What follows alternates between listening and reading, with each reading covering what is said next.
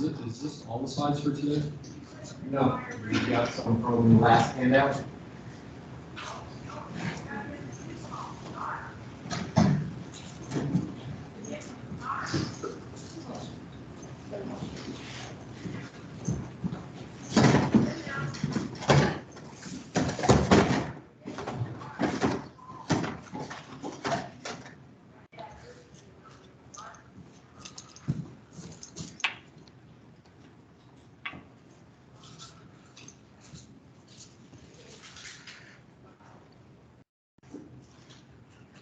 Okay, I suppose we should get started. Review session after lecture on Thursday. Does anybody want any other ones for the exam?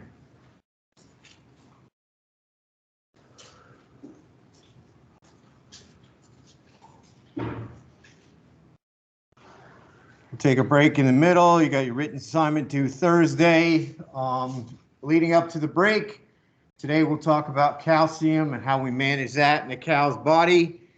We'll be moving over to muscle. Your next question is due at your Thursday lecture. A week from today, we'll have your first exam. Coverage 1 through 9 will end at the end of feet. That's up on Blackboard. And then 14, we'll meet up in the other classroom and do some hands-on stuff with cows and bones and all that fun stuff in an effort to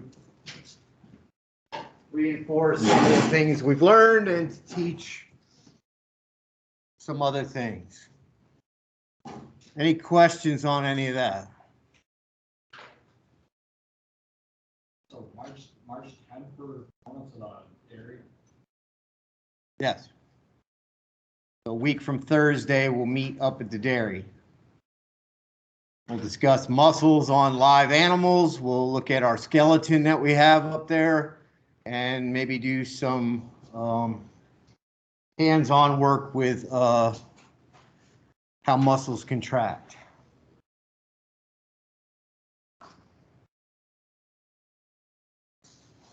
So is that a hardship getting up to the other classroom by 11?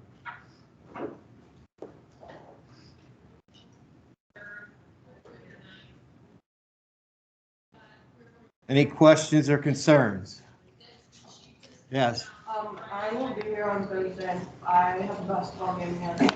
This coming Thursday or next Thursday? This coming Thursday. Okay, so I'm guessing you would like things recorded again? Yes, please. Okay, we'll work on that. Anything else?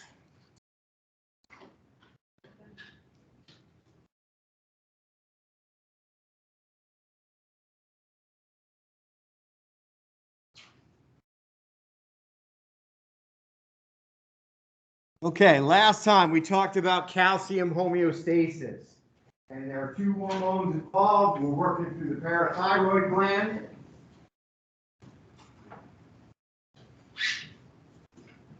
So in order for stuff to come out, we have PTH, parathyroid hormone, named for where it comes from. That goes to the osteocyte, so blood vessels, works its way out into those osteons. Those osteocytes are sitting there. They will start to pull calcium from the matrix around them, put it back in the blood, increasing blood calcium. Calcitonin does the opposite with the osteocyte. So calcium homeostasis, we really have to manage that osteocyte. So moving on, we ended up, I think I had this up, but I don't think we talked about it. This is from the last handout I gave you. So you've got your calcium flow or homeostasis. So where is the calcium in the body? Looking at this diagram, where is the calcium?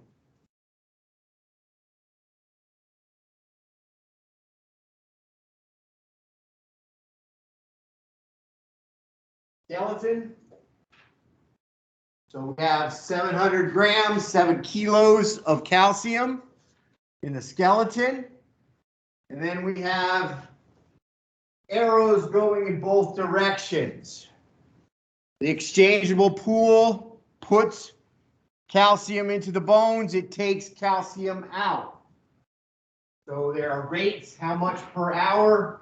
We can take it out at a gram an hour. We can put it back at a gram an hour. The intestines, you'll have absorption of dietary calcium going into the exchangeable pool. You'll have excess calcium being dumped into the large intestine and excreted in the feces. So between the intestines and the skeleton, we have the exchangeable pool. So what do you think the exchangeable pool is?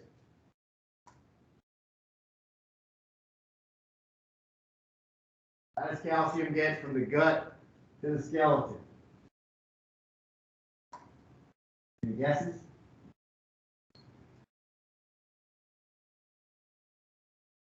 Like veins or arteries or something like that? Blood. There we go. Not that tricky.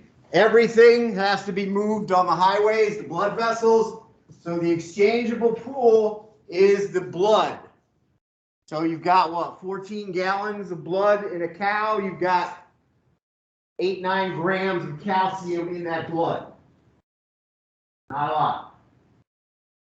We're also going to use for the exchangeable pool is going to be our muscles. There's going to be a certain amount of calcium in those muscles as well. We have two ways a cow can lose calcium. We can export it to the fetus. It's a one-way trip. Goes there, helps grow the bones. 0.2 grams per hour. As we calve and we lose this area, lose the fetus, we start the mammary. What's the difference between the mammary draw and the fetal draw?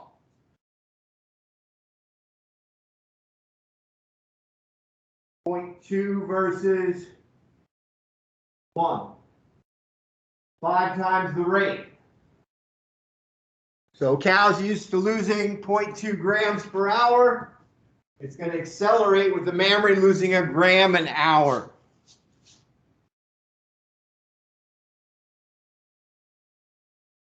So you have exchangeable pools. That is going to be filled by calcium, or the skeletal calcium, the gut. Or you can have all 4 of these things, or all three at a time, but all 4 will.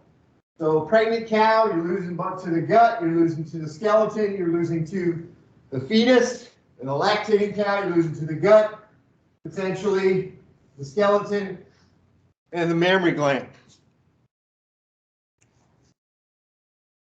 Oh, everybody got a bottle. So what do we do with these bottles? Anybody know?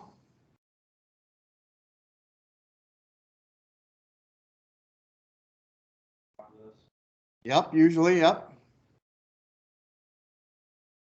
Uh-huh. Needle.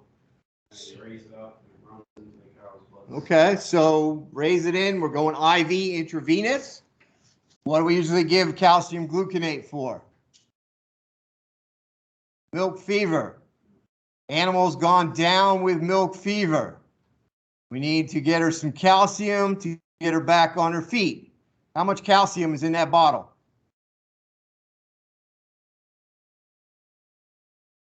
That's the liquid solution. How much calcium? No. How much calcium?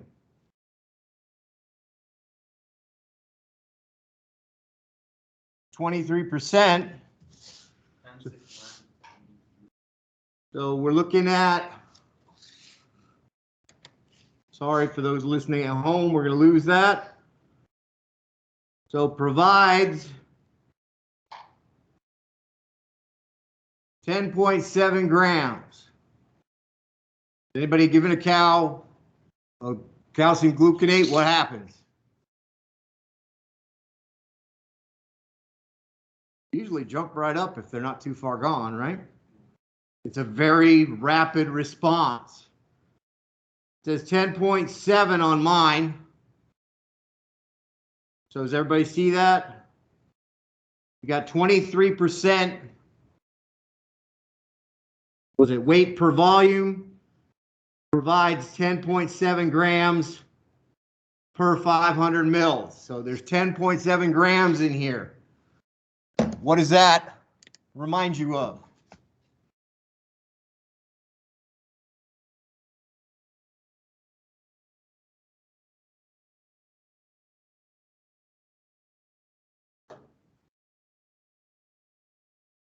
So in a cow with milk fever, the exchangeable pool is empty. We are providing this bottle to fill that back up again. So we're trying to get blood calcium back up. We're trying to get the muscle calcium back up. If we get that back up, she can contract her muscles again. And we'll talk about how that happens. So we're only providing 10.7 grams here. Is this meant to be forever? How fast will, with a lactating cow, how fast will this empty out? How long will this bottle last?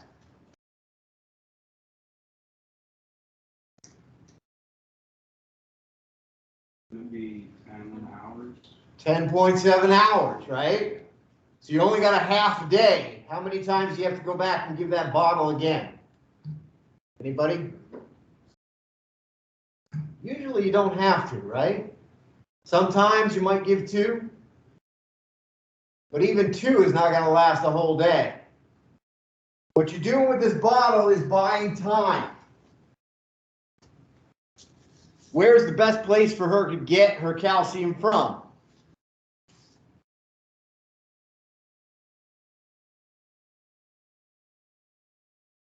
There's 700 grams here. How long would that last? 7,000 hours? Of course, she'd be pretty rubbery if she got rid of all of it. But...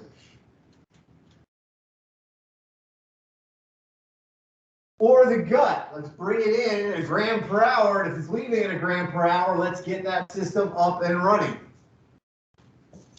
But we're switching things around quite dramatically when the cow calves. So sometimes it takes a while to make that switch. This bottle gives us another half day to help her make that switch. Yes? Would putting out calcium, like salt blocks, would that do anything? Would that help keep the calcium levels down? When? Whenever. Dry cow, no, it's a bad idea. Yeah, no, we don't do it with dry cows, but. It might help a little bit, and we'll show you the answer, the more scientific answer to that question. So if you increase calcium intake, you should increase calcium absorption. Salt blocks generally don't have calcium in that, but there are some things that might help move the cow along. So the chemistry of the different things there might help. So we're looking at blood calcium. In order to prevent milk fever, we have to maintain our exchangeable pool, and part of that exchangeable pool is the blood calcium. So we mentioned calcium is not very soluble in liquid, in water. So we have very low amounts. Calcium or sodium will be 100 times that. Chloride could be even way more than that. It usually isn't, it's only about 50 times usually. But those electrolytes, those other macro minerals, sodium, potassium, chloride, are way more soluble than calcium is. So we have to be very careful. We're dealing with a decimal point here. You don't usually go that far with sodium. You're usually doing the ones place for management. So if we're going to increase blood calcium, as we showed in the diagram, there's going to be increased intestinal absorption. Those of you who took nutrition, vitamin D is involved there. Increased bone metabolism. We need to break that bone down. That's under the control of PTH, parathyroid hormone. If we want to decrease blood calcium, We're going to slow down the absorption rate from the gut or dump more in it. And we're going to increase bone mineralization. We're going to put that calcium into the bone. Calcitonin is the hormone in charge there.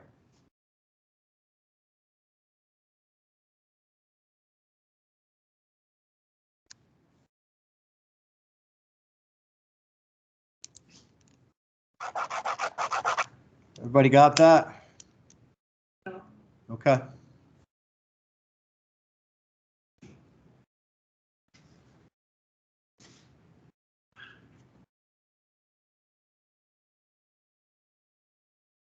So we've got blood is the pathway that calcium moves through. It goes into the blood, goes somewhere else. Depending on where it starts, where it ends, where it exits the body, will influence the plasma calcium.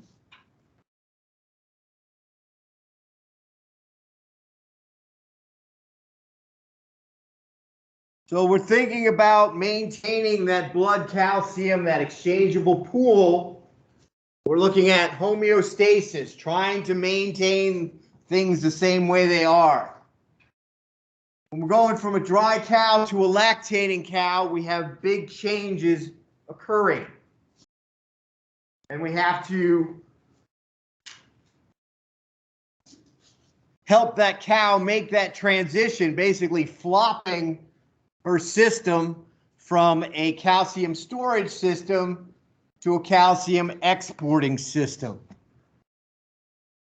So when we're thinking about that, there are three tissues in the body that are involved: the bone, the gut, and the muscles. Bones are storage area. We take things out, we put things in. The gut, our import-export area, and then the muscles need calcium to function. Without calcium, muscle contraction cannot happen.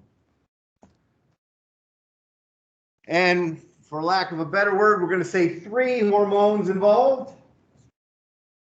PTH, which we've mentioned already, calcitonin, and in this particular case, we're going to call vitamin D a hormone. It's acting like a hormone. It's produced in the skin, acts on the gut. We can also add it in the diet to increase intestinal absorption.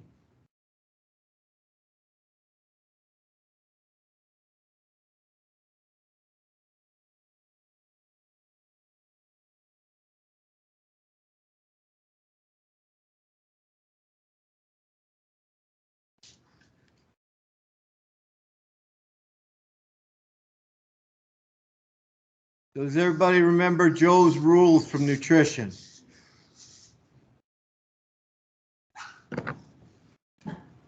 What's Joe's rule of first priority? I will live. So those of you who hadn't had nutrition before, this is how we talk about nutrient partitioning. Joe Domek, I think he's not retired quite yet, out at Michigan State, said when you're thinking about cows, when you're on a farm, if you remember what the cow's priorities are, you can see what's happening on that dairy. So you have this slide in your handout. First priority for a cow, maintenance, we talked about nutrition. She's going to live. She's going to take care of herself. Second priority, she will feed her calf. What function is that? Milking, producing milk. Feed that calf. If the first and second priorities are taken care of, she will have enough to move on to reproduction, to generate the next calf, the next generation. So when we're thinking about what's going on here, there's a breakdown and we're not getting all three, and that's why milk fever, periparturient hypocalcemia occurs. So does everybody have this handout I gave you last time? You should have 2 of them. Okay, so you might want to get those out. So we're going to do some drawing. So we have a diagram here. This is our cow. We've got feed coming into the gut. Whatever is left over, not absorbed, excreted, ends up in the manure. From the gut, we go to the blood, and we have an exchangeable pool. That is the blood and the muscle. We can lose it to calcium to the fetus, the very odd-looking mammary gland we have here, and we can exchange it with the bone. Everybody got those? Who wants those?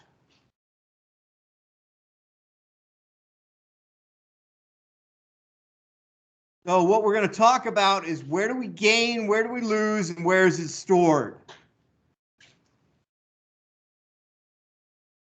So we're talking about the relative calcium flow in a dry cow. And I'm oversimplifying here, but I'm trying to illustrate the point of what happens from like 3 weeks before calving to like 3 weeks after. What happens? What has to change? So I'm going to use red for this one, blue for the other one. So you might want to consider 2 different colors. So relative flow in the dry cow.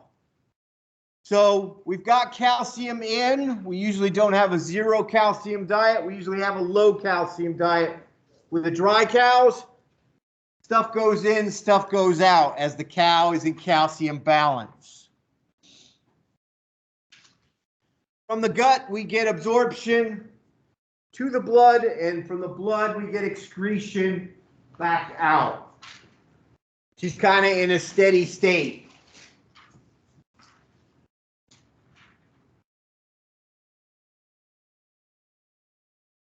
The exchangeable pool, the muscle and the blood, are constantly moving stuff back and forth, trying to reach equal amounts. That the amount in the muscle is balanced with the amount in the blood.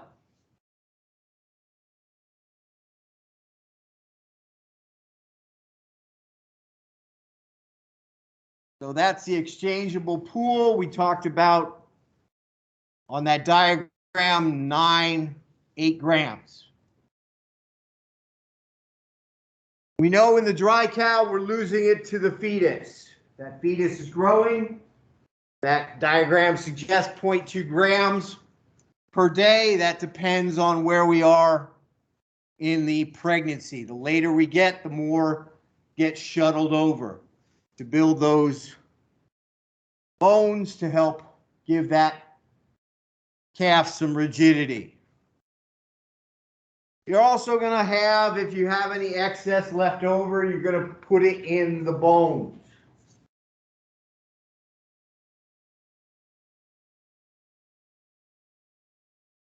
We're in a state right now where not a lot is coming out. So we've got a little arrow going back from the bone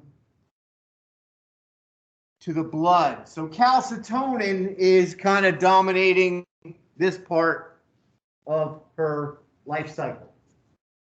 If there's anything extra, we're going to save it for lactation. So where does calcium come in?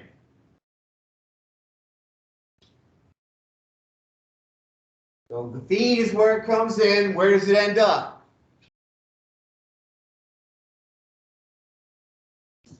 Manure, fetus, or the bone?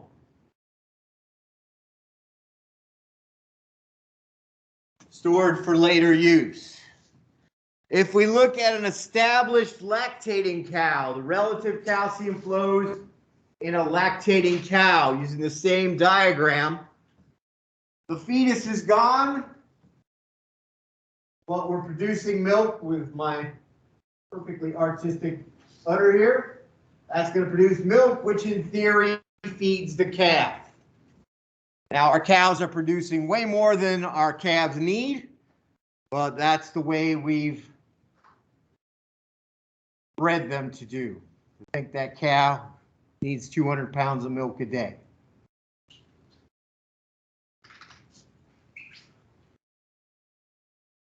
So we know in a lactating cow, we have a high output of calcium going to the milk each day. That outflow is greater than what was going to the fetus. So that calcium either ends up in a calf or it moves on to other products, the human race, one way, shape, or form. So it goes to us, it goes to byproducts, way back to the cows. Remember the progression, but it's meant to move in that direction. So how does that happen? So in order to get calcium in the udder to put in the milk, it has to be drawn from the blood. So that's all a one-way flow. We're taking that calcium out of the blood and moving it to the udder. So where does that calcium come from? So we want to stop drawing arrows for a minute here. We want to think about how that flows around. Because I'm going to change these arrows before you get to the final thing here. So we've got the same arrows as before. The exchange between the bone, the exchange between the blood and the muscle, income, outgo of the gut. So what's flowing where? Which parts are playing the important role? How are things flowing? So we know in a cow, we switch from calcitonin to PTH. So what's that going to do? What's PTH going to do? Parathyroid hormone.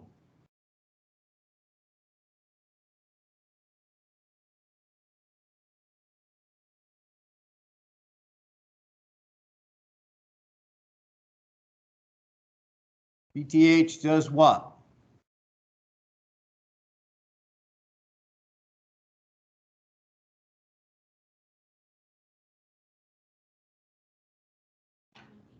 Okay, so it's going to take there. So our lactating cow, we're going to have a dominance of PATH. We're not going to really put anything in the bone on a lactating cow. We're going to be pulling it out.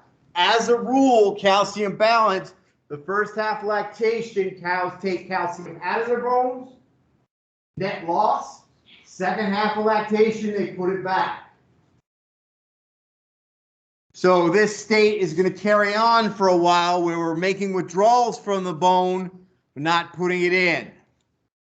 We have vitamin D playing a role.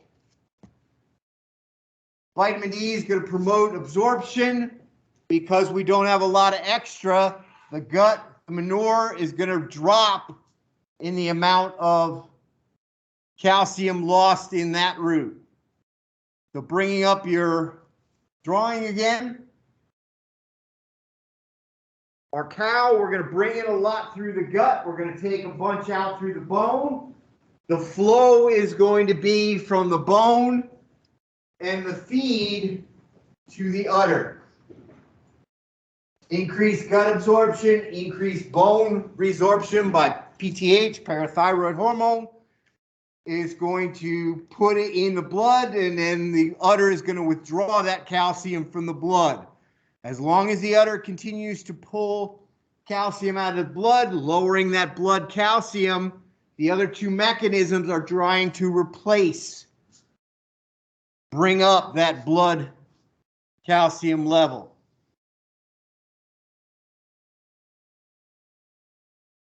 So does everybody see how things are flowing to that milk now? So what happens if a cow does not make this transition from the dry state a few weeks before calving to that lactating state a few weeks after calving, where we're losing to the bone, the fetus, and the manure to shifting everything to putting it out in the milk. So we're reversing a couple different pathways, putting a different emphasis on things. We get milk fever. And the official name for milk fever is periparturient hypocalcemia. So periparturient, does anybody know what parturient means? Parturition. The official or formal name for calving, birthing. Peri means what?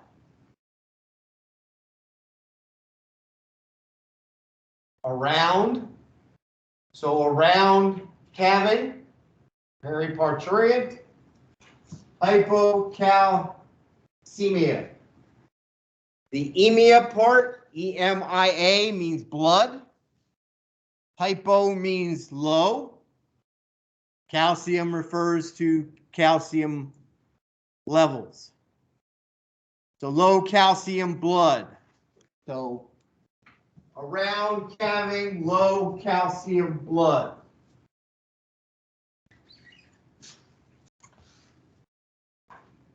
We call it milk fever, which, if you think about it for a while, is kind of ironic because any cows that's got milk fever usually is pretty cold, right?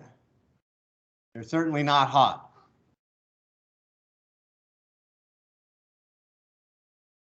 So usually happens around or shortly after calving. We have a switch from the fetus, the uterus, to the mammary gland milk. We have that switch to milk production. That milk production, the milk synthesis is going to draw 5 times as fast as that fetus did. So you have an increased rate from which blood or calcium is leaving the blood. With that increased rate of leaving, you're going to have a depletion of the exchangeable pool. You're going to draw it out of the blood, and then the blood's going to take it out of the muscle, and both areas are going to drop in their concentration or amount.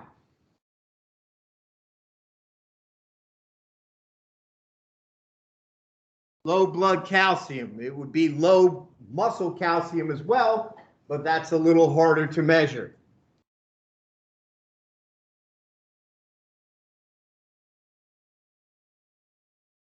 And when the calcium is stolen from the muscles, she loses the ability to contract those muscles. There is no tone left in those muscles. They can't contract.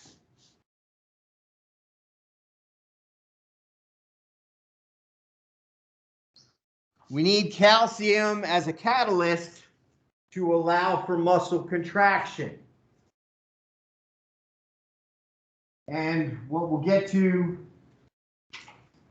probably next lecture is there's 3 types of muscle. Cardiac muscle, skeletal muscle, and smooth muscle. All contract the same mechanism, but they're kind of treated separately. So why does a cow go down from milk fever? Calcium is needed for proper muscle function. So let's see if I can get this animation running. University of South Dakota gives us this diagram here, this animation. And in order for muscle to contract, you have 2 protein molecules that are passing over each other, drawing themselves closer. On the top here, you see this kind of hand kind of climbing up. That's our myosin protein. That helix down below is our actin protein. And basically the myosin claws its way up, ratchets its way up the actin, and it pulls that muscle shorter as one passes over the other. Calcium, we'll spend more time on all the players here, but calcium is coming right in here, this yellow ball falling down. What's that yellow ball doing when it falls down? Anybody see that?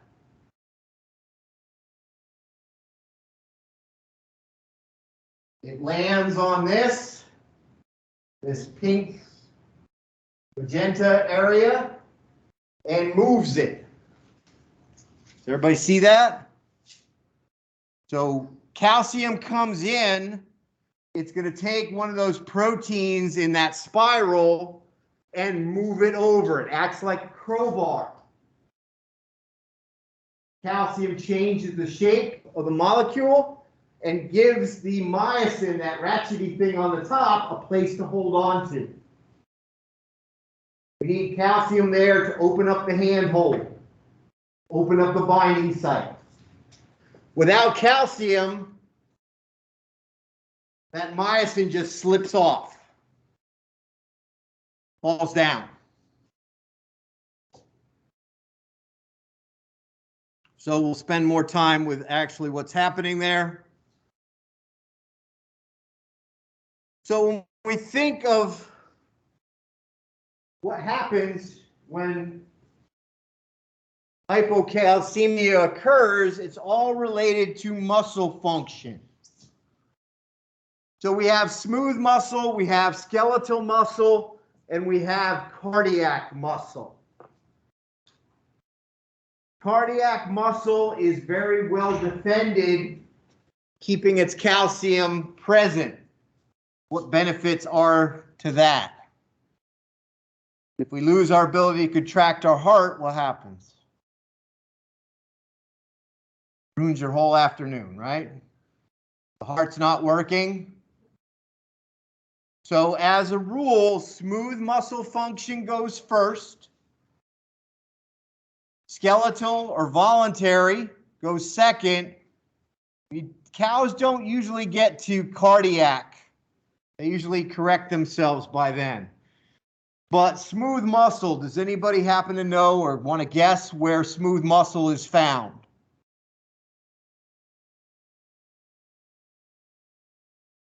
We're going to focus on the reproductive tract and the digestive tract. All the contractions that occur in those places are run by smooth muscle. If we lose calcium in the blood and all of our calcium is lost in our smooth muscle, what happens? What happens to our reproductive tract?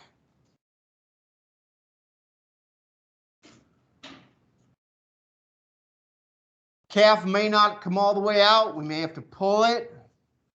Contractions are not occurring. We stop contracting the uterus. What's not going to happen after the calf comes out? The placenta is probably not going to come out. We need that contraction to shake things loose and push it out. If we don't have contractions, we're not going to get that placenta out. Then we have a retained placenta, which causes all kinds of problems. If the gut is not contracting, what's gonna stop happening?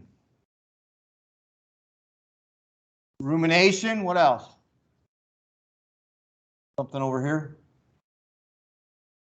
Rumination is going to stop. Mixing is going to stop. Fermentation is going to slow down. The gut's going to stop moving. System gets backed up. She doesn't feel hungry. You got some problems there. So things are not going to work the way they're supposed to. She's not going to be able to process feed. She's not going to be able to move feed through the system as efficiently as she should. So retired Professor Dave Beatty, he's a mineral guy, proposed all the problems that might occur if we don't get our calcium right. Calcium is considered the start of most fresh cow problems.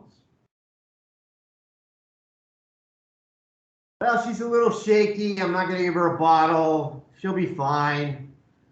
If her muscles are shaky, what do we know about her smooth muscle? It's already stopped. Muscles are getting on the verge. She's shaky. She's not walking like she should. Muscles are compromised. Smooth muscles very compromised.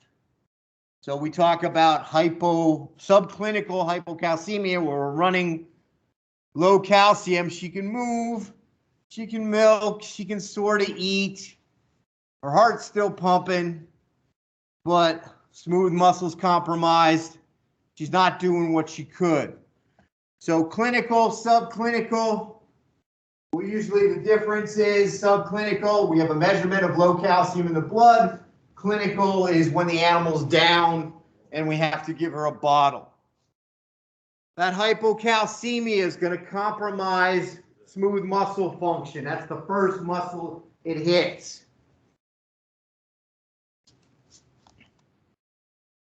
That smooth muscle, you're going to have decreased rumen motility, and you have this diagram somewhere. You're going to have decreased uterine motility.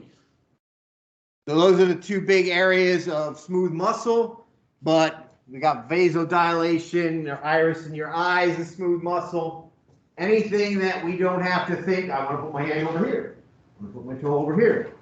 Anything else that moves is under smooth muscle control.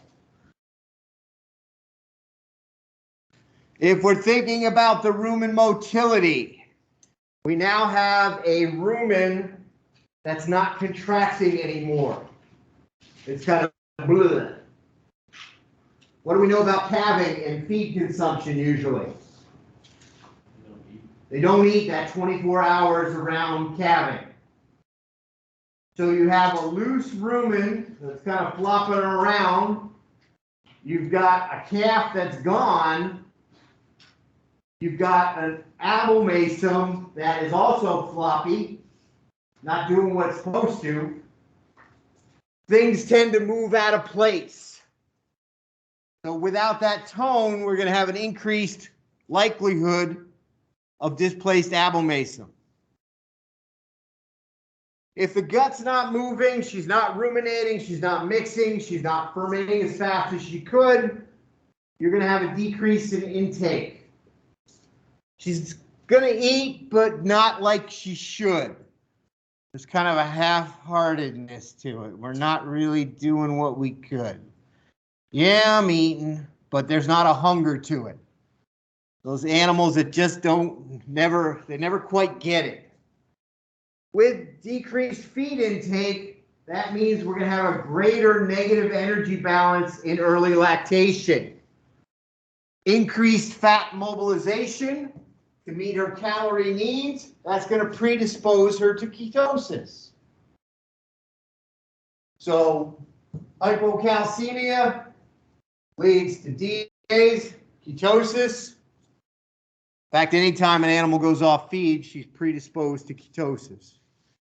If she's got decreased feed intake, she's going to have decreased milk yield. Doesn't have the energy to produce stuff. With decreased intake, you're going to have an increased negative energy balance. A cow will always be in negative energy balance. Early lactation, she's going to contribute her body condition to feed the calf, but that gap gets wider between what she's putting out and what she's eating. So a cow that's really compromised might lose 2 body condition scores when we like her to only lose 1 or a half. So she's going to lose a whole lot more weight. On the uterine side, RFM. Everybody know what that means? Retained fetal membranes. Retained placenta.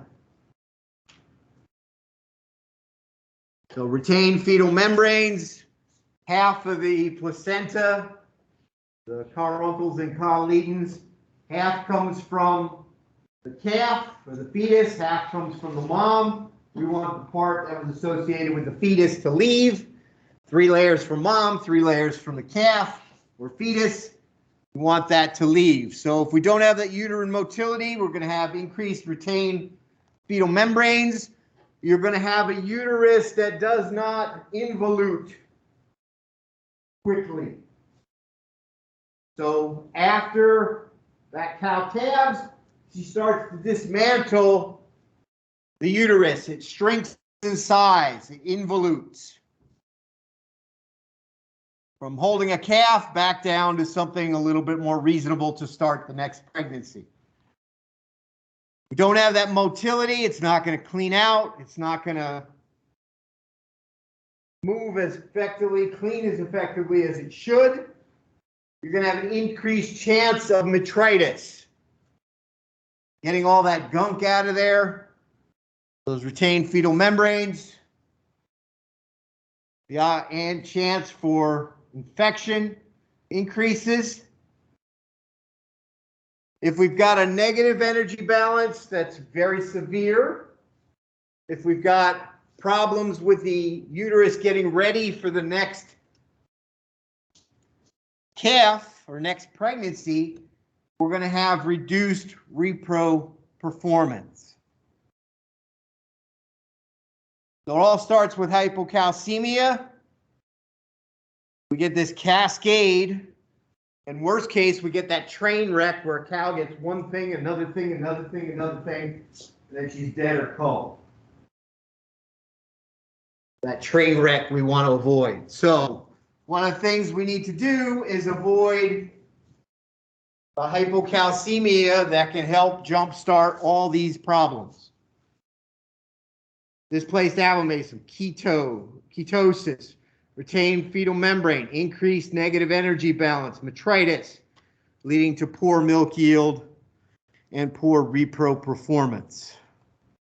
So if we're thinking about that calcium metabolism and what happens in milk fever, what are we trying to do to prevent milk fever? What do we have to do to make sure that animal does not go down?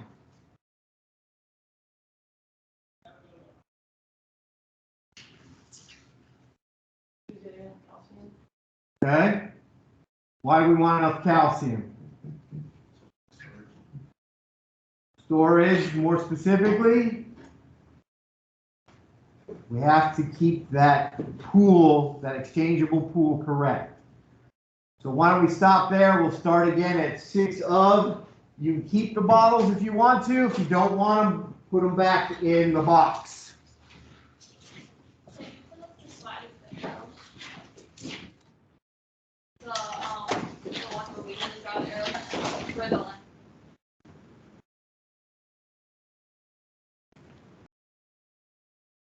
Too fast? No, I Double checking? Okay.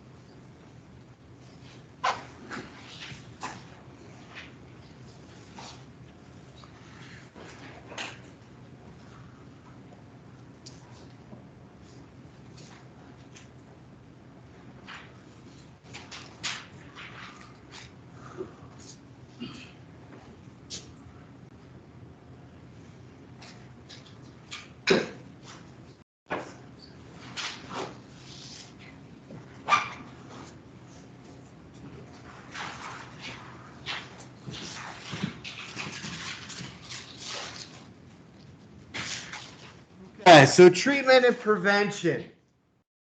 Treatment, we have clinical signs. She's gone down. We're trying to get the blood calcium back up. Get that exchangeable pool back up. What do we know about treating milk fever? Take a lot of time. Takes a few minutes, right? You got to go get all the stuff. You got to get that animal. If she's not down, you got to get her locked up. So you're probably looking at 15 minutes worth of time.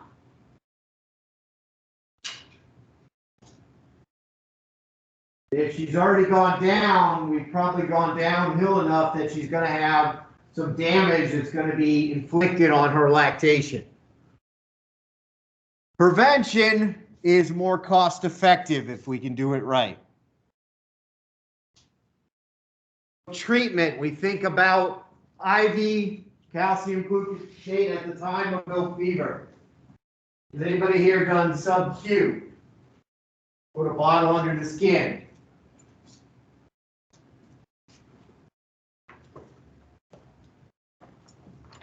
So if a cow is down, this is the way we start to think about it. We might consider a drench. If she's a little shaky. The thing about giving an IV is we are in control. What are you legally or what ethically supposed to do while you're putting that bottle in the cow? Supposed to be checking her heartbeat, right? Most of us know that if a cow is down, you can put one bottle in without any trouble. It's that second one, you better have a stethoscope on the heart to make sure it doesn't speed up. We're in control. We're managing her calcium. As we move to prevention, we're putting the cow in control. Oral calcium supplements. That might be a drench. It might be a paste. At calving, most farms have some sort of bolus or paste. It's easier to do that than it is to go find that cow, get her restrained, find that vein, run that bottle out. There, so if we give her increased calcium intake, most farms are on a low calcium diet before calving. After calving, we go way up, but if we can add some calcium in there, maybe the can respond and increase the flow into that exchangeable pool. But she's now in charge. She decides what she's going to absorb and what she isn't. If we're really getting into prevention, we have to think about dietary management, specifically the management of her mineral intake.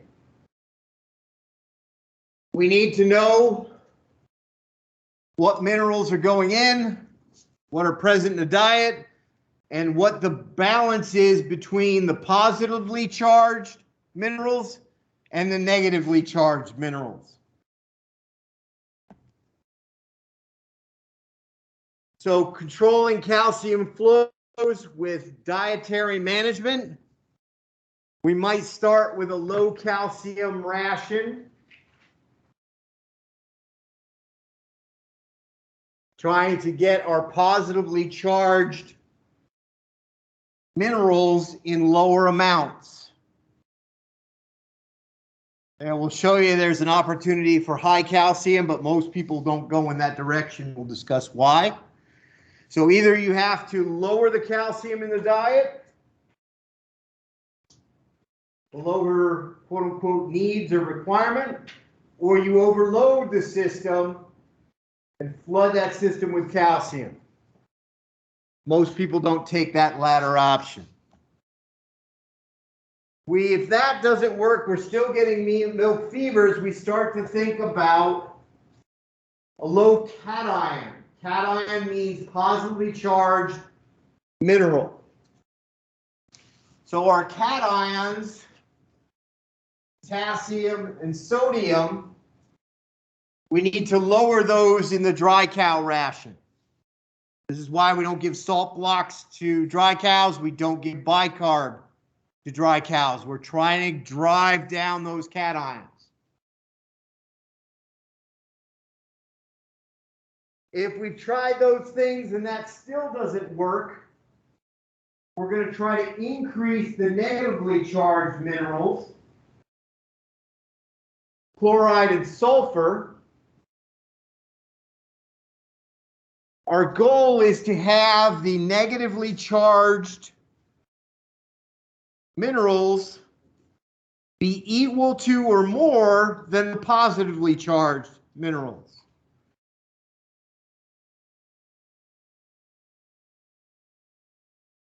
There, as you may have thought in the back of your brain, well, why don't we just feed them vitamin D?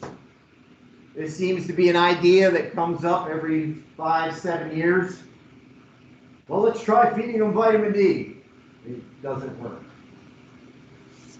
Probably because the rumen destroys most of it. Maybe if we gave them a shot of vitamin D, that might work, but we don't have time to run around and give those shots on a daily basis. So we're trying to control the calcium flows. And we're thinking about hypocalcemia. It's what we do in the dry period that affects what happens after she calves or when she calves. So we need to set her up at least 3 weeks in advance to make sure that milk fever doesn't happen. We control the mineral profile that she's consuming, and if we do it right, milk fever should not be a problem.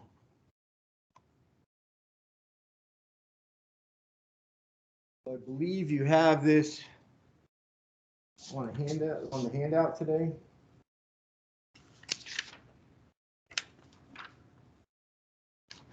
So we do that by taking all these different areas or actions here and putting them all together in one formula. And that formula is called DCAT. Dietary cation anion difference.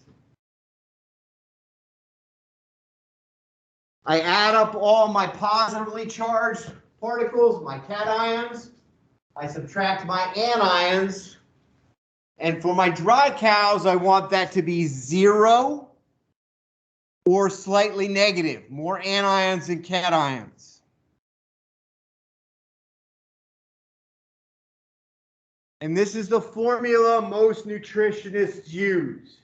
This is called DCAD4 because there's 4 ions in it. We have the abbreviations for sodium and potassium are positively charged.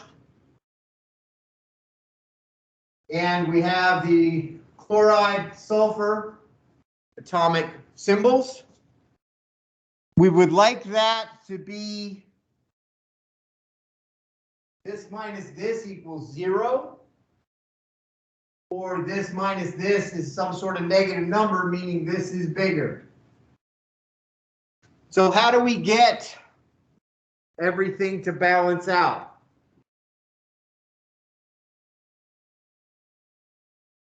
We need to either reduce our sodium potassium or increase our chloride and sulfur.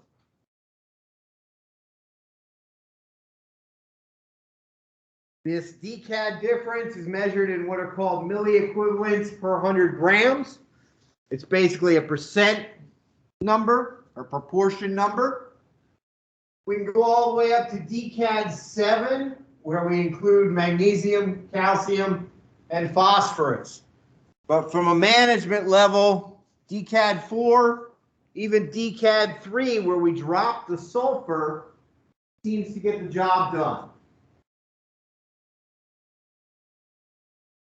Although magnesium, calcium, and phosphorus don't usually cost us more from an analysis standpoint. We usually get them as a package deal. You have to pay extra for sulfur, extra for chloride.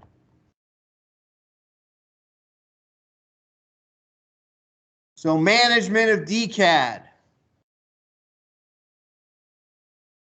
So if you have rations that are high in sodium and high in potassium, you're going to have a positive DCAD, where the potassium and the sodium are greater than the chloride and sulfur. This is what we want in a lactating diet, plus 40 to plus 50. So on a 100-gram basis, we want 50 more of our potassium and our sodium.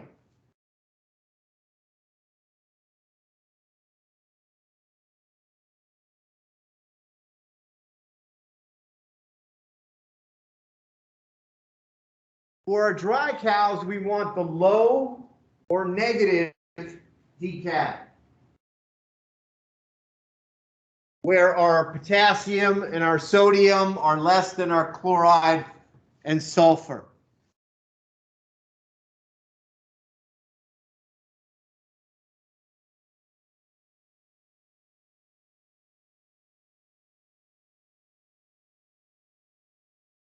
So this is another switch the cow goes through. We want this in the dry period. We want this for our lactating cows.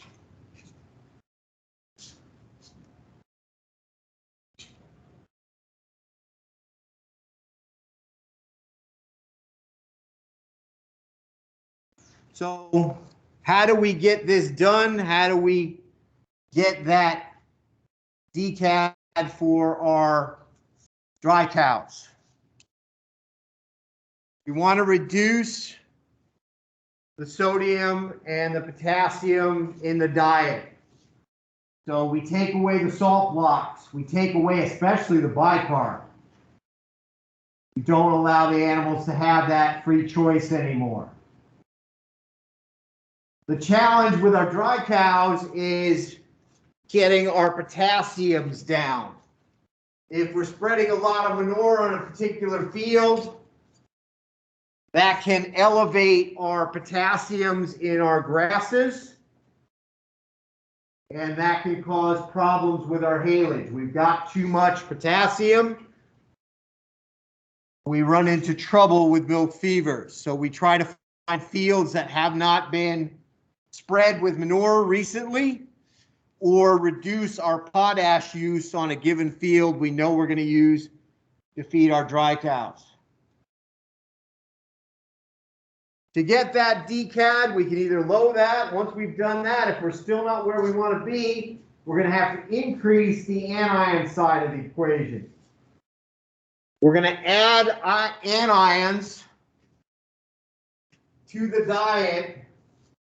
The idea behind that 0 or negative decad is that we create a mild metabolic acidosis. And the body is going to adjust to that acidosis by pulling calcium out of the bones early. So you're turning on the bones before she calves instead of after. We're getting her ready. We're waking up the osteocyte and say, hey, we need you to be pulling stuff out of the bank right now. Calcium out of the bone right now. So we're adding, anions are adding acid to the system. We measure that by we look at urine pHs. A cow on pasture is going to have a pH around 8. Urine pH. We're trying to drop it down into the 6s. So going through, checking on your dry cows on a regular basis, making sure that you've got that pH 6.5, 6.7, means that their bodies are activating their bones, getting ready for calving. So is everything balanced the way it should be? The increasing the anions leads to palatability issues. This is why there are a number of products there where we've got organic anions, soy chlor, biochlor, to hide that. The initial work was done with adding hydrochloric acid or sulfuric acid to the cow's diet. I remember watching a presentation on that and hearing one of the old professors in the corner go, cows eat this stuff? Yeah, they ate it, but it also took all the paint off all the mixing equipment. Tastes a little funny. And the last thing we want to do is have our dry cows turn their noses up of what we wanted them to offer them. We want to make sure they eat the way they're supposed to. So, pretty easy formula, but we're usually chasing that metabolic acidosis as our forages change, as our inputs change. We got to keep up on it, keep checking it to make sure we're where we're supposed to be. So it looks really easy on paper, but you had to do a lot of different things to keep up on it, make sure things get done.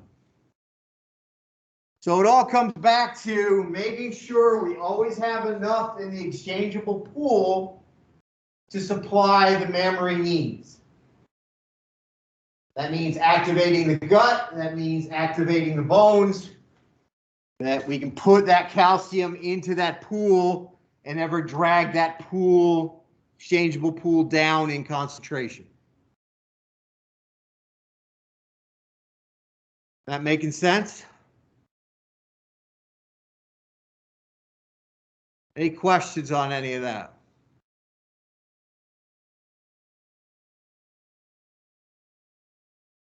So we're moving from where we're in charge of the blood calcium to where the animal is in charge of her own blood calcium. If we do this, it takes a lot less time to do this than this. So managing a group, dealing with the individuals, hanging those bottles, that takes a bite out of our day that's really not necessary. So here's a stylized graph. We have the percent calcium in the prepartum diet, the close-up diet, 0 to 3%, and then the incidence of milk fever. What does this graph tell you?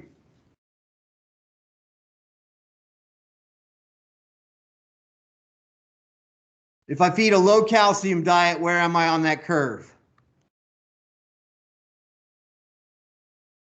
Over here. If I feed a high calcium diet, this is a pretty high calcium diet. Normally we're down in here somewhere with our lactating cows. we can avoid it as well. But we have some issues there. What do we know about dry cows and their feed intake as they approach calving? Goes down. The problem is if those cows are off feed on any, with our high, we end up in here. Gram intake per day based on a dietary concentration. But if they come down, we fall into that middle, which is why almost everybody goes with the low calcium approach. We don't have to worry about intake. Low calcium is going to make her pull her calcium early, get that system turned on early. So that anti-Goldilocks diet, we don't want to be in the middle. We got to keep our calcium intake below 100 grams per day or greater than 150 grams per day. So that puts us at either end of that diagram. So calcium restriction, less than 100 grams. What does that do for our calcium metabolism? Starts the bones working early. So we take that approach there. The calcium supplementation, what does that do? Provides the calcium, just to be more specific, overloads the gut, floods the system that way. So you have a gut approach versus a bone approach. So both systems feed into that exchangeable pool. Both are ways that we can manage, hopefully keep that blood calcium up.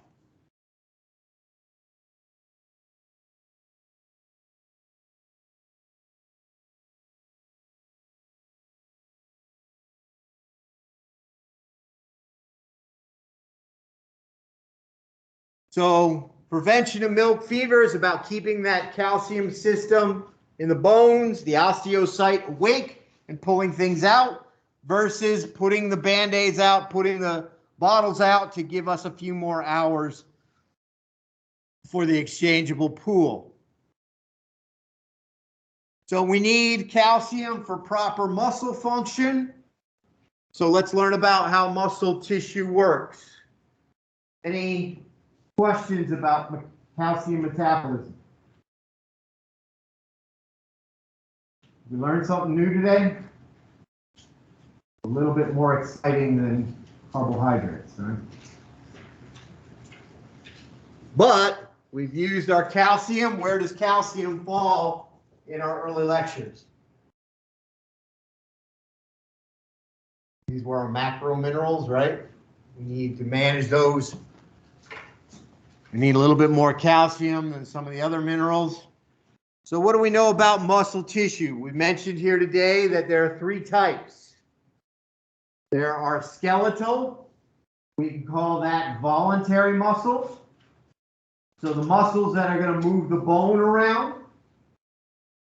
Your limbs. You've got the cardiac, the muscle that runs the heart. Then you've got smooth muscle, or what we'll call involuntary, the ones we don't really think about controlling. I don't think about, well, I better mix my gut or propel my food from my stomach through into the small intestines. All that stuff is subconscious, involuntary. So skeleton, generally referred to as voluntary. Smooth and cardiac. Cardiac as well would be involuntary. Given the fact that I'm from a family that sometimes gets easily distracted, I'd forget to keep my heart beating and there goes the day. So.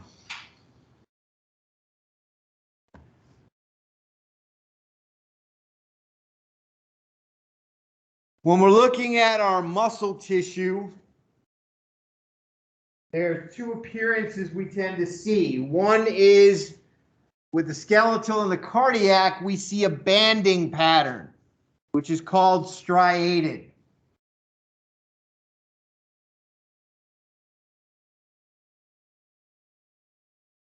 So, striated muscle, skeletal muscle, all kind of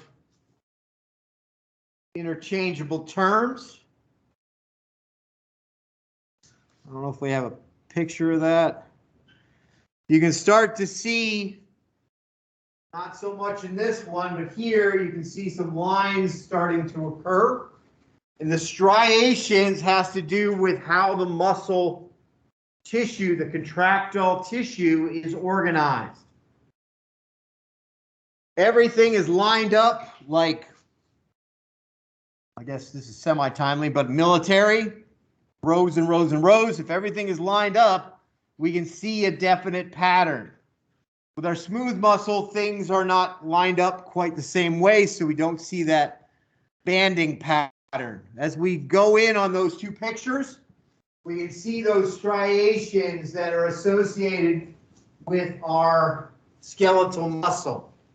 And this has to do with the arrangement of proteins, that we have a little bit more protein in those dark lines and a little less protein in the light lines that allows things to happen. So next time you'll need this page, and we'll start there. So you should have that blank. We'll talk about the composition of mammalian muscle. Any questions?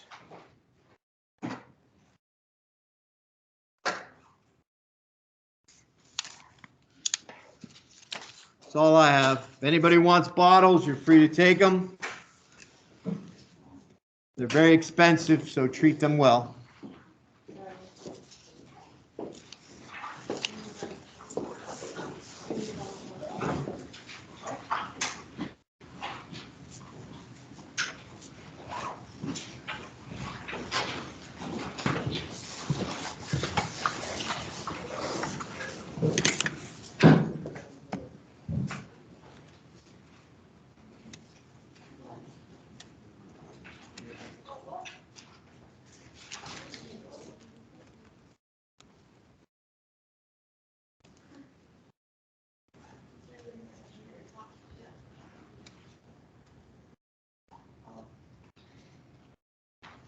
Pretty much. Yeah, color, so I know.